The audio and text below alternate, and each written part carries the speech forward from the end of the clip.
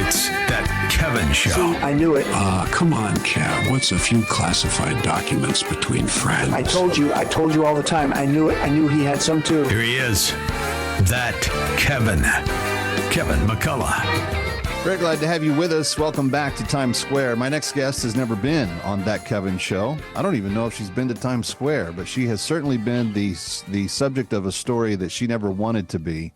And we're going to find out more about that. She is now an advocate for the Independent Women's Forum, championing integrity in women's sports and the fact that women should be the ones that play them. Ladies and gentlemen, please put your hands together and welcome Peyton McNabb. Hello, Peyton. Hi, thank you so much for having me. You got it. We're catching you on the road because you're in between speaking engagements for IWF, and you're busy this year crisscrossing the country telling your story. People may have known about the incident that occurred that caused you to be kind of thrust into the limelight, but for people that don't, take us back to that fateful day on the volleyball court. Yeah, absolutely. So I was going into my senior year. I dedicated my whole life to sports. So I was a three-sport athlete, participating in volleyball, basketball, and softball. So sports were a big part of me, and everything that I did, I devoted my whole life to it.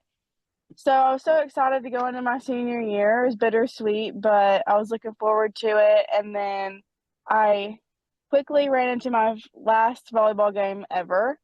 And that day, that has changed my life forever. I went into that game knowing that there was a boy on the team, but we weren't sure what to do about it. We didn't know if we could just walk off. We didn't know what we could do yet. It wasn't really talked about at the time. This was almost 2 years ago. And we went into the game. We had a younger team, and they were literally shaking because they were so scared to play against this boy. And we were scared too, but as one of the leaders on the team, I had to act like, we could do it. We just have to try our best. And then I got hit so hard by a spike by that boy that I was knocked unconscious, lying in a fencing position for about 30 seconds while my coaches and athletic director rushed on the court to see if I was okay and were trying to push my arms and legs down. They kept coming back up because that's how your brain reacts to, or your body reacts to, a brain injury. So yeah, that quickly became my last game, volleyball game ever of my career, and it was really unfortunate. So just for the people that are listening, I just want to make sure that we're clear that you were in high school, you were going to play at a high school level game, and the opposing team had not just some boy, but a very skilled, very powerful, very strong boy that was, in essence, pretending to be a girl to play on the girls' team. But I mean, I saw the pictures. He didn't look particularly female.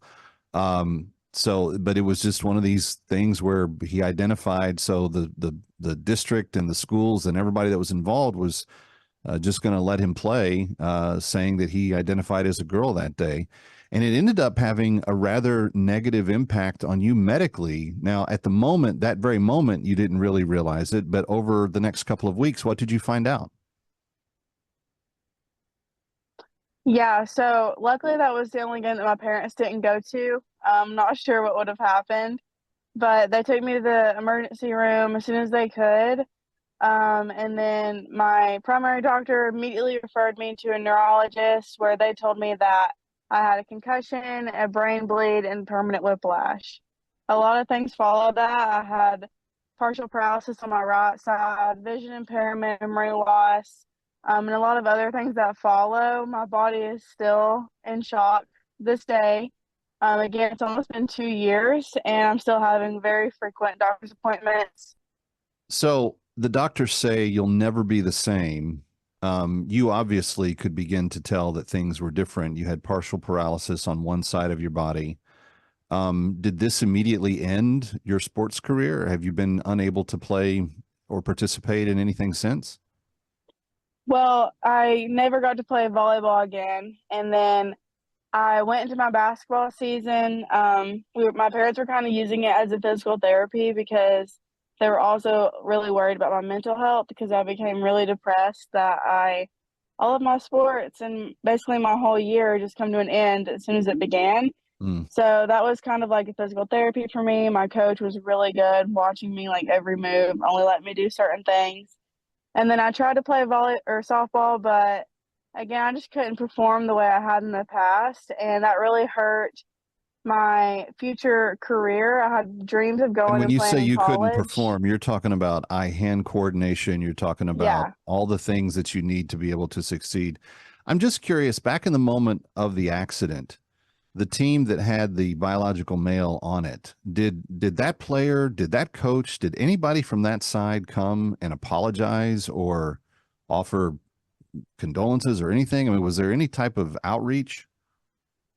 No, no, they didn't apologize at all. They actually kept the boy in the game for the rest of to as the remainder of the game, left him in there.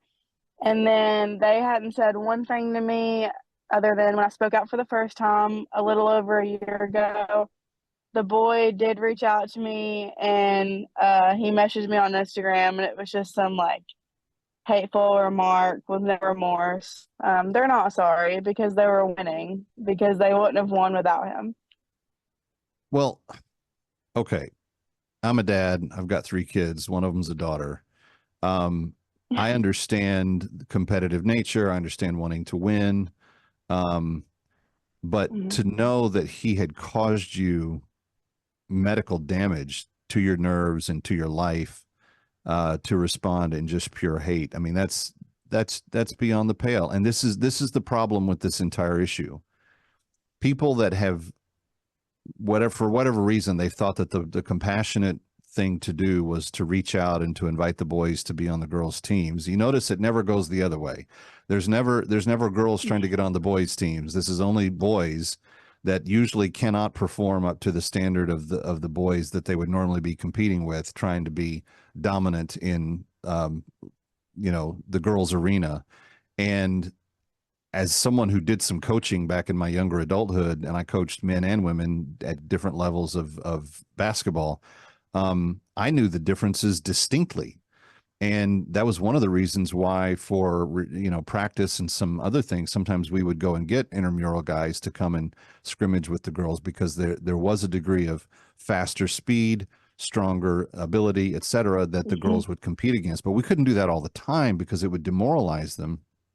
If we did it a little bit, we could get them to work on speed and agility and other things. And we put a lot of rules on the boys, when it came to throwing elbows and rebounding and everything else. There was none of that allowed to endanger the girls in those practice settings. And so basically this boy ends your athletic life and shows no remorse for it. When we come back, I want you to tell us what you're doing now and how your message is being received in different places as you're able to make it. And is there anything going forward on the legislative front? I know that you were at the assembly not long ago. I saw some pictures online of you and Riley Gaines. But what are your next goals? We'll talk about all that when we come back. Peyton McNabb is my very special guest, and you can find out more about her story at Independent Women's Forum. That's iwf.org. Coming right back.